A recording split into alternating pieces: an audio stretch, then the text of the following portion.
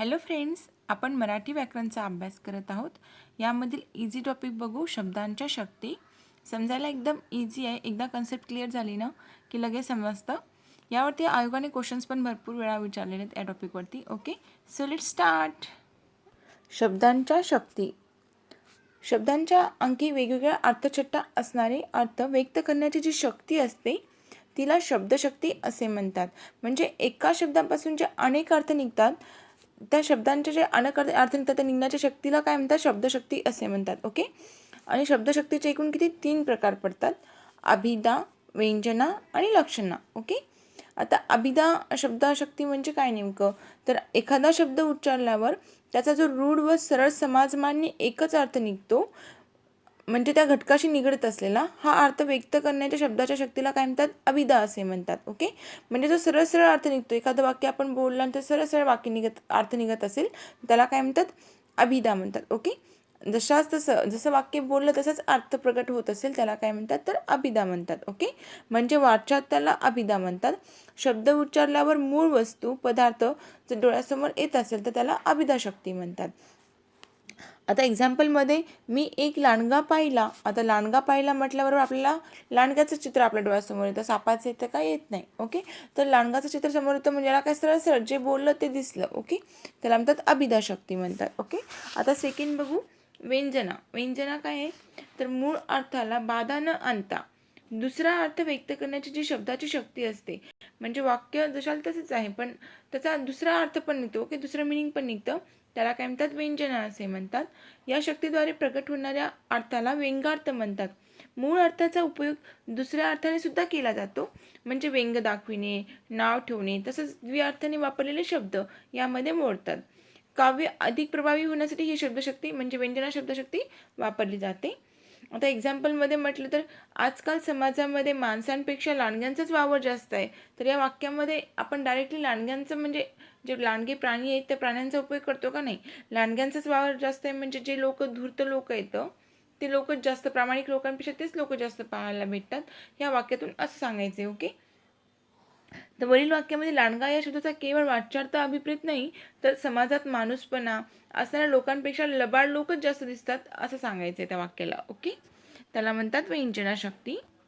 आता तिसरी शक्ती आहे लक्षणा शक्ती. आता याच्यामध्ये काय म्हणतात? तर ज्या शब्दशक्तीमुळे शब्दांचा मूळ अर्थ लक्षात न घेता त्याच्याशी सुसंगत असा दुसराच अर्थ घ्यावा लागत असतो. म्हणजे आपण शब्द जो बोलला तसा सेम टू सेम शब्दाचा अर्थ न घेता त्या शब्दाचा आपल्याला अर्थ काढावा लागत असतो. ओके, त्याला म्हणतात लक्षणा. मनात शंका येते. की हे कसं शक्य झालं? आता एखादं वाक्य बोललं आणि आपल्याला कसं वाटतं की अरे असं कसं काय? तर याला म्हणतात लक्षणा शक्ती. ओके, ती शब्दशक्ती म्हणजे कोणती? लक्षणा शब्दशक्ती, की जिथे शंका उत्पन्न होते, वाक्य बोलल्याबरोबर शंका उत्पन्न होते, त्याला म्हणतात लक्षणा शक्ती. आता एक्झाम्पल म्हटलं तर आम्ही ज्वारी खातो. याचा अर्थ आम्ही ज्वारीपासून जे केलेले पदार्थ आहेत ते खातो, भाकरी खातो. डायरेक्टली ज्वारी तोडतो आणि खातो का? नाही खात. ओके, तर ज्वारीपासून बनवलेली भाकरी खातो असं त्याचा अर्थ होतो. म्हणजे काय वाक्य बोललं त्याच्यातून आपण अर्थ काढवायचा आणि त्यानुसार मग तो अर्थ घ्यायचा, त्याला म्हणतात लक्षणा. ओके, शब्दाचा मूळ अर्थ न घेता त्याला साजेसा जो दुसरा अर्थ घेतला जातो त्याला आपण काय म्हणतो? लक्षार्थ म्हणतो. आता एक्झाम्पलमध्ये आपल्याला अजून जास्त चांगल्या प्रकारे समजेल. आता सरळ समाजमान्य अर्थ म्हणजेच कोणती? अभिधा शक्ती झाली. दुसऱ्याला नाव ठेवणे म्हणजे कोणती? व्यंजना शक्ती. आणि हे कसे शक्य झाले असं जिथं वाटतं तिथे लक्षणा शक्ती होते. ओके, आता एक्झाम्पल, मी एक साप पाहिला. तर ओके ना, मी एक साप पाहिला म्हणजे हे काय झालं? सरळ सरळ वाक्य झालं. म्हणजे काय झालं? अभिधा शक्ती झाली शब्दाची. ओके, आता समाजातील असले साप ठेचलेच पाहिजे. आता असले साप म्हणजे आपण काय डायरेक्ट सापाला म्हणतो काय की साप धरायचे आणि त्यांना ठेचायचं नाही. तर जे लोक धूर्त लोक आहेत ना त्यांना खरंच सगळ्यांच्या पुढे उघड केलं पाहिजे. त्या वाक्याचा अर्थ असा निघतो, त्याला काय म्हणतात? व्यंजना शक्ती म्हणतात. ओके, आता अजून एक एक्झाम्पल लक्षणाचं म्हटलं तर बाबा ताटावर बसले. आता बाबा आले डायरेक्टली ताटावर बसलेत का? नाही बसले. ओके, बाबा जेवण करायला बसले म्हणजे ताट त्यांच्या पुढे आणि ते ताटाच्या बाजूला बसून जेवण करत आहेत असं त्याचा अर्थ निघतो. ओके, आता सेकंड अजून एखादं एक्झाम्पल, आमच्याकडे एक अमेरिकन कुत्रा आहे. म्हणजे आहे ना, नॉर्मल आहे तर आहे, त्याच्याकडे अमेरिकन कुत्रा आहे असा साधा अर्थ निघतो त्याचा, म्हणजे अभिधा शक्ती झाली. आता भुंकणारे कुत्रे चावत नसतात. म्हणजे जे लोक ना धमक्या देतात ना ते काहीच करत नाहीत असं त्याचा अर्थ होतो. आणि जे दोष लावतात ते स्वतः काहीच नसतात असा त्याचा अर्थ घ्यायचा असतो, त्याला काय म्हणतात? मग व्यंजना. ओके, आता घरावरून हत्ती गेला तर आपल्या घराच्या टेरेसवरून हत्ती गेला का? नाही गेला. ओके, घराच्या दारापूर्ण हत्ती गेला असं त्याचा अर्थ काढायचा असतो. घरावरून हत्ती गेला म्हटलं तर घराच्या दारापूर्ण हत्ती गेला असा जो अर्थ निघतो दुसरा अर्थ, त्याला म्हणतात लक्षणाशक्ती म्हणतात. ओके. अजून एखादं एक्झाम्पल म्हणलं तर घरात फार जळवा झाले आहेत. ओके. घरात जळवा झाले आहेत. ओके. घरात जळवा झाल्यात नॉर्मल वाक्य म्हणजे अभिदा आहे. आता समाजातील असल्या जळवा वेळीच नष्ट केल्या पाहिजेत. आता असल्या जळवा म्हणजे आपण त्या जळवांना म्हणतो का घरातल्या नाही म्हणत आहे. जे लोक विचित्र वागतात अशा लोकांना म्हटलेलं आहे ते वाक्य. ओके. म्हणजे दुसरा अर्थ निघतो त्याचा, व्यंजनाशक्ती आहे ती. आता मी शेक्सपियर वाचलेला आहे. शेक्सपियर मी वाचलेला आहे. मग मी शेक्सपियर वाचला असं डायरेक्टली आपण शेक्सपियरला वाचलं का नाही, त्यांचं पुस्तक वाचलेलं आहे, त्यांचं साहित्य वाचलेलं आहे, त्याला म्हणतात कोणतं, लक्षणा. ओके. लक्षणा म्हणतात शब्दशक्ती. आता आम्ही गहू खरेदी केला, हे सरळ सरळ वाक्य आहे. आम्ही गहू खरेदी केला. आम्ही गहू खाल्ला. आता आम्ही गहू खाल्ला म्हणजे डायरेक्टली आपण गहू खातो का नाही खात, गव्हाची पोळी करून खातो म्हणजे व्यंजना झालं. ओके. पानिपतावर 1.25 लाख बांगडी फुटली. आता पानिपतावर 1.25 लाख बांगडी जाऊन फुटली का फोडली का नाही फोडली, तिथं म्हणजे जे पानिपतावर युद्ध झालं होतं तिथं सैनिकांचा मृत्यू झाला होता 1.25 लाख लोकांचा. तर मग त्यांच्या बायकाच्या विधवा झाल्या होत्या. विधवा झाल्यामुळे त्यांच्या पत्नींचं काय झालेलं आहे, त्या वेदव्य आलेलं आहे. त्यामुळे त्यांच्या म्हणजे तसं त्या रूपाने ते अर्थ घेतलेला आहे. त्याला काय म्हणायचं, लक्षणा म्हणायचं. ओके. आता या टॉपिकवरती जे आयोगाने क्वेश्चन विचारले ना, ते क्वेश्चन पाहू आपण कशा प्रकारे क्वेश्चन विचारले जातात. तर पहिला क्वेश्चन, मी भालचंद्र नेमाडे वाचले, या वाक्यातील लक्षार्थ काय येतो. तर आता मी भालचंद्र नेमाडेंना वाचलं का नाही वाचलं, तर त्यांचं साहित्य वाचलं. ओके. नेमाडेंचं साहित्य वाचलं म्हणजे याचा आन्सर काय, तर नेमाडेंचे साहित्य वाचले हा लक्षार्थ निघतो.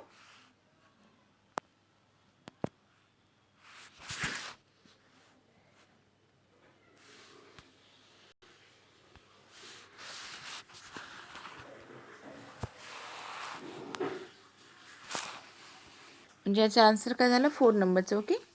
आता सेकंड क्वेश्चन बघा, लक्षार्थ शोधा. ऑर्केस्ट्राला अख्खा गाव लोटला जातो. ओके. लोटला होता म्हणजे सगळं सगळं गाव आलं होतं म्हणजे गावातील काय सर्व लोक आले होते. ओके. त्याचा अर्थ काय निघतो, गावातील सर्व लोक आले होते. आता थर्ड नंबरचा क्वेश्चन बघा, पानिपतावर 1.25 लाख बांगड्या फुटल्या, हे विधान कोणत्या प्रकारामध्ये मोडतं, तर हे विधान मोडतं लक्षणा. ओके. लक्षणा. फोर्थ नंबरचा क्वेश्चन, आणखी 8 सहकाऱ्यांना महामंत्री अर्धचंद्र देणार, या वाक्यातील नेमका अर्थ काय निघतो, तर अर्धचंद्र. ओके. मेन जो लक्षार्थ योजक काय ते अर्धचंद्र आहे. ओके. अर्धचंद्र. 5 नंबरचा क्वेश्चन, गोरगरिबांचे रक्त शोषणाऱ्या या जळवा वेचून काढल्या पाहिजे, ते वाक्य कोणत्या प्रकारचं आहे, डायरेक्टली म्हणजे आपण त्यातला वेगळा अर्थ निघतो म्हणजे लक्षार्थ येतो. ओके. लक्षार्थ. 6वा क्वेश्चन, शेतकरी शेतात नांगरणी करीत होता, एवढ्यात त्याचा मुलगा तिथे आला आणि म्हणाला सूर्य बुडाला, हे पण वाक्य कसं, लक्षणाचं आहे. 7वा क्वेश्चन, समाजात वावरणारे असले साप ठेचून काढले पाहिजे, आपण आताच हे वाक्य बघितलं, हे व्यंग्यार्थ येतं. ओके. नाव ठेवून बोललेलं आहे म्हणजे व्यंग्यार्थ येणार.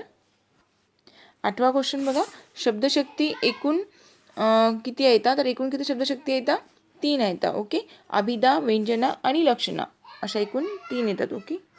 9वा क्वेश्चन, सरळ समाजमान्य अर्थ व्यक्त करणाऱ्या शब्दाच्या शक्तीला काय म्हणतात, तर त्याला काय म्हणतात, व्यंजना म्हणतात. ओके. व्यंजना. समाजमान्य अर्थ व्यक्त करणाऱ्या शब्दास काय म्हणतात, सॉरी, अभिधा म्हणतात. ओके. अभिधा येतं, व्यंजना नाही, अभिधा. प्रत्यक्ष वाक्यातील शब्दांपेक्षा वेगळाच अर्थ घ्यावा लागत असेल तर त्याला आपण लक्षणा म्हणतो. आम्ही गहू खातो या वाक्यामध्ये कोणता अर्थ निघतो, तर आम्ही गहू खातो म्हणजे त्याचा लक्षार्थ कसं आहे, आम्ही गव्हाची पोळी खातो म्हणजे लक्षार्थ आहे. घड्याळाने 5 वाजल्याचे दर्शविले, आता घड्याळाने 5 वाजले दर्शविले म्हणजे व्यंजना आहे. ओके. शब्द उच्चारल्याबरोबर विशिष्ट वस्तू पदार्थ डोळ्यासमोर येतो, ती शब्दशक्ती म्हणजे कोणती असते, अभिधा शब्दशक्ती असते. हा क्वेश्चन असिस्टंटला विचारला होता मुख्यला. आता विशेषतः काव्याला सुचकता आणणारी व काव्य अधिक परिणामकारक ठरणारी शब्दशक्ती कोणती, पर्यायी उत्तरातून योग्य उत्तर सांगायचं आहे. STA 2012 हा क्वेश्चन आला होता. तरी हा कोणता येतो, व्यंजना येतो. ओके. व्यंजना. 15वा क्वेश्चन पाहू, गरज ही कल्पकतेची आई होय, या वाक्यातील आई या शब्दाचा लक्षणार्थ कोणता आहे, तर आई म्हणजे काय, उत्पत्तीचं कारण आहे, ते उत्पत्तीचं कारण आहे त्याचा आन्सर.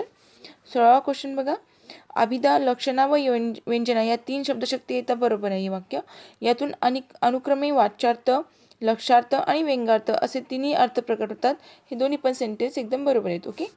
पर्यायी उत्तरातून खालील वाक्यातील लक्षार्थ ओळखायचा आहे. तो कप पिऊन टाक, आता डायरेक्टली आपण कप पितो का नाही पित, तर त्याचं म्हणणं काय असतं, चहा प्यायचं त्या कपातला, त्याचा अर्थ काय येतो मग, चहा पी. माझ्या घरावरून कुण्या राजाचा हत्ती गेला, तर डायरेक्टली घराहून हत्ती गेला का नाही गेला, त्याचा हे कोणते येते मग शक्ती, लक्षणा शक्ती येते. ओके, आपल्याला त्याचा अर्थ काढायचा आहे की घराच्या पुढून हत्ती गेला. उषकाल होता होता काळ रात्र झाली, या पंक्तीतून कोणता अर्थ व्यक्त होतो, तो शब्दार्थ. ओके, शब्दाचा अर्थ निघतो, शब्दार्थ निघते. 20 नंबरचा क्वेश्चन पाहूया. चला पानावर बसा, या वाक्यातील शब्दशक्ती ओळखायची आहे.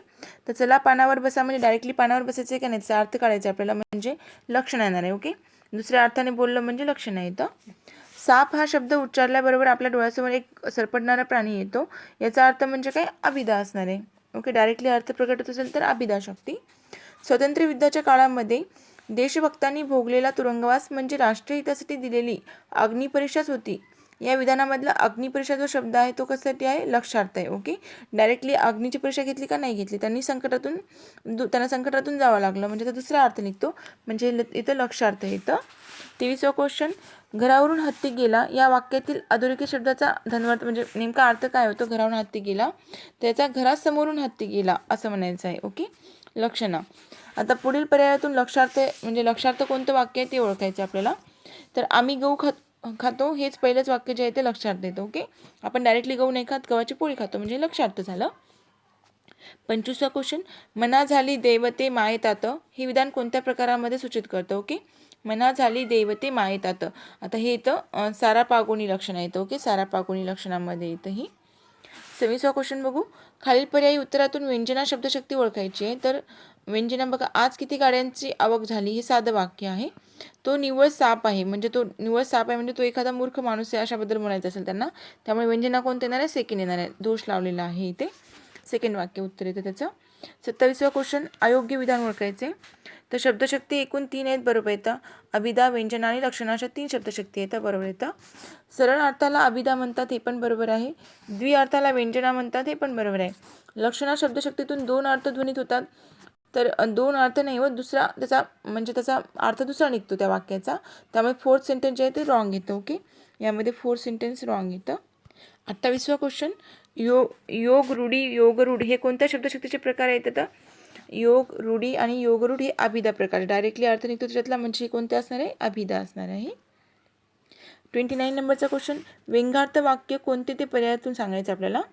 तर आम्ही फक्त बाजरीच खातो हे लक्षण येतं. ओके, देविकाबाई सुनेला म्हणाल्या सूर्य अस्ताला गेला, आता हे काय झालं, व्यंगार्थ झालं, दोष लावला तिने म्हणजे व्यंगार्थ झालं. ओके, सेकंड नंबरचं येतं. मी आता मुक्याचे व्रत सोडणार नाही, या वाक्यातील शब्दशक्ती कोणती आहे, मी आता मुक्याचे व्रत सोडणार नाही.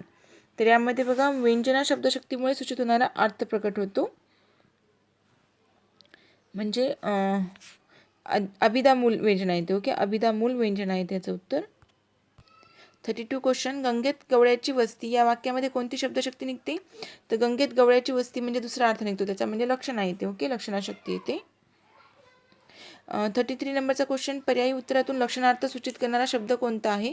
आमच्या दारावरून हत्ती गेला, आता दारावरून हत्ती गेला म्हणजे कशावरून सांगते, दारावरून हा शब्द कसा आहे, अर्थ सूचित करतो म्हणजे दारावरून येतं. आम्ही गहू खातो या वाक्यातील शब्दशक्ती कोणती आहे. आम्ही गहू खातो म्हणलं तर लक्षण येणार आहे. ओके, 35 नंबरचा क्वेश्चन, घरदार सोडून निघून जाणे, सर्व चीजवस्तू दान देण्यास सांगणे, म्हणजे घरावर काय करणे, तुळशीपत्र ठेवणे. हे वाक्य दिलं आणि त्या वाक्याला मार्मिक असं वाक्य सांगायचं आपल्याला, तर घरावर तुळशीपत्र ठेवणे हा त्याचा अर्थ निघतो. ओके, 36 नंबरचा क्वेश्चन, खालील पर्यायातून आपल्याला व्यंजना शब्दशक्ती ओळखायला सांगितली. तो पेला पिऊन टाक म्हणजे लक्षण येतं. साखर कारखान्याला 1-2 ट्रकच येऊन काय उपयोगाचे, हे पण साधं वाक्य म्हणजे अभिधामध्ये. सायंकाळचा देखावा छानच असतो, हे पण वाक्य अभिधामध्ये येतं. वत्सलाबाई आपल्या सुनेला म्हणाल्या, सुनबाई आता संध्याकाळ झाली. ओके, आता हे जे येतं तिला दोष लावला म्हणजे 4 नंबरचं सेंटेन्स येतं. ओके, व्यंजना शब्दशक्तीमध्ये. लास्ट क्वेश्चन बघू. भट दरबारामध्ये माधवराव पेशव्यांनी गंगोबा चंद्रचूडांच्या श्रीमुखात दिली, अधोरेखित केलेल्या शब्दांची शब्दशक्ती कोणती आहे. तर आता श्रीमुखात दिली म्हणजे लक्षण आहे. ओके, डायरेक्टली श्रीमुख म्हणजे काय, त्याला चेहऱ्याबद्दल बोललेलं आहे त्यांनी, म्हणजे दुसरा अर्थ घेतला तर लक्षण आहे त्याचं. ओके.